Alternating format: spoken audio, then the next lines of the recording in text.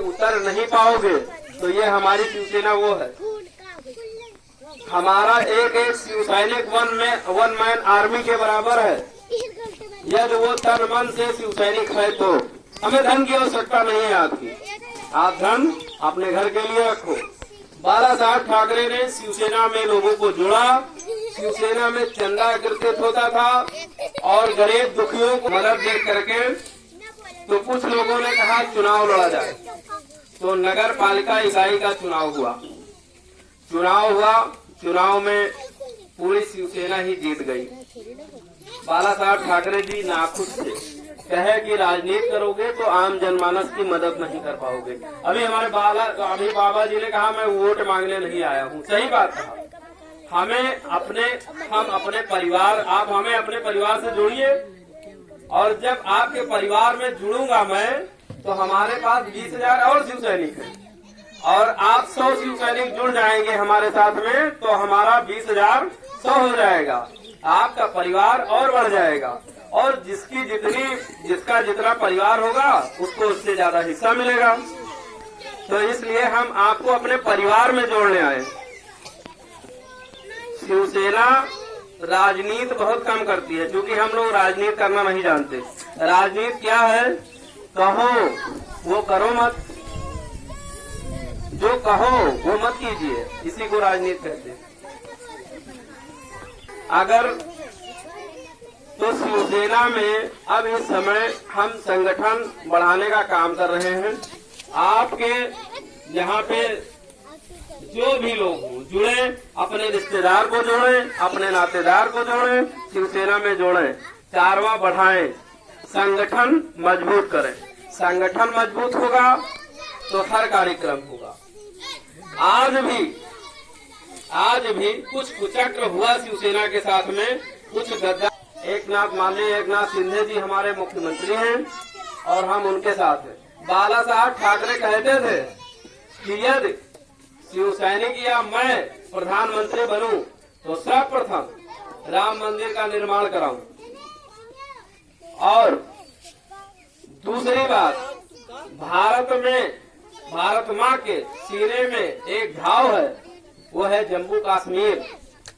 कश्मीर को भारत का अंग बनाऊं, क्योंकि भारतवर्ष का राज मुकुट है कश्मीर, जिसे मोदी जी ने धारा 370 खत्म करके और भारत माँ के मुकुट को स्वतंत्र किया। अभी भी कुछ जगह पाकिस्तान के कब्जे में है, उसे भी अगले आने वाले पार्लियामेंट ये चुनाव हो जाए, उसके बाद में सरकार बनती है तो वो भी छुड़ाया जाएगा, क्योंकि भारत का हिस्सा आप कोई ले नहीं सकता।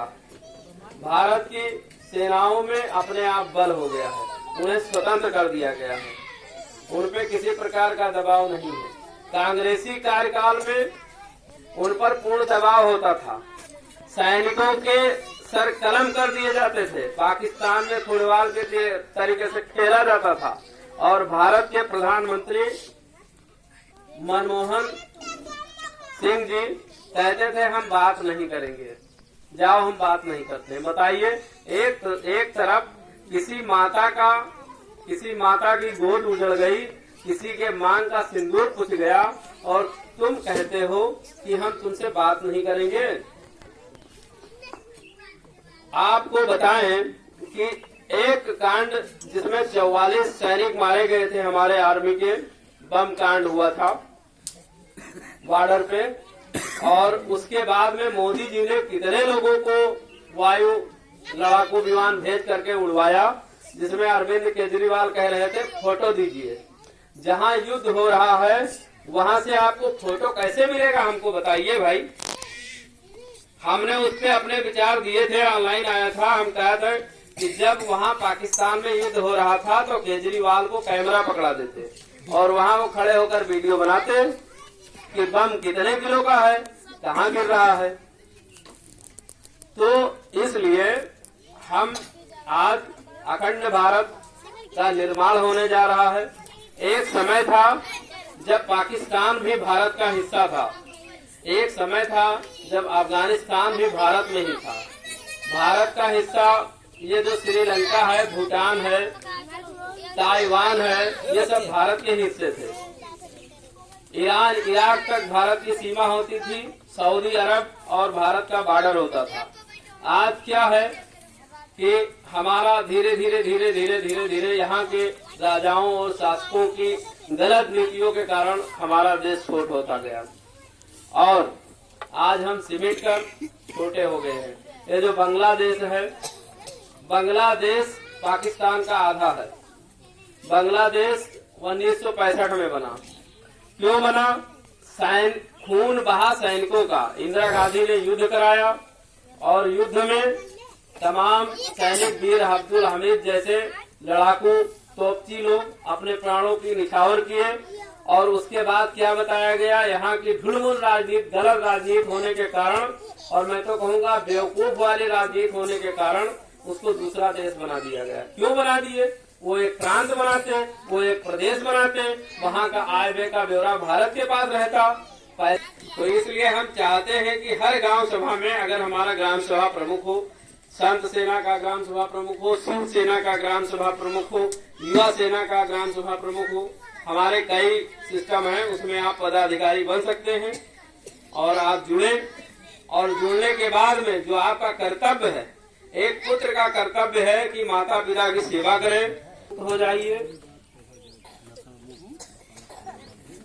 नशा से मुक्त हो जाइए। दिन भर में आप कमला पसंद कितना खा लेते होंगे? बहुत ज्यादा खा लेते होंगे। 20-50 का, उतने रुपए का यदि आप आलू लाएं तो 2 दिन सब्जी चलेगी। तो इसलिए ये सब गलत चीजों को खाने से कोई शरीर में हानिकारक ही होगा। और दूसरी बात, आपके यहाँ पेड़ काटने वाले, जमीन खोदता, मतलब वो खनन माफिया, यदि ये सब हो तो आप गुप्त रूप मत करिए, हमारे शिव सैनिक बनिए और एक बढ़िया छोटा सा वीडियो बना के मुझे दीजिए। मैं तब जिला अधिकारी और खनन अधिकारी से मिलूंगा कि आप क्या कर रहे हैं, कौन सी ड्यूटी कर रहे हैं, ये काम क्यों हो रहा है, और वहीं से मुकदमा लिखाऊंगा। और जो खनन करता होगा उसे कम से कम 50,000 60,000 का जुर्माना होगा, ठीक हो जाएगा। ऐसे बारंबार करो, ट्रैक्टर हो जाएगा। उसका नियम है, उसका पालन नहीं करते। तुम्हें खनन करना है, खनन अधिकारी के पास जाओ, खेतौनी दो, आदेश कराओ, दो पाटो, वो नहीं करेंगे। नियम तोड़ने का कार्य बहुत ज्यादा। तो इसलिए आप लोग शिवसेना से जुड़े। आप अपने जो भी समस्याएं हैं, आपको पेंशन न मिल रही हो, आपको खेतौनी का पैसा नहीं मिल रहा हो, आपको कोई दबंग गुंडा आदमी सता रहा हो, आपके हक की चीजें मार रहा हो, शिवसेना आपके साथ में है। हमारे बाबा जी ने पहले ही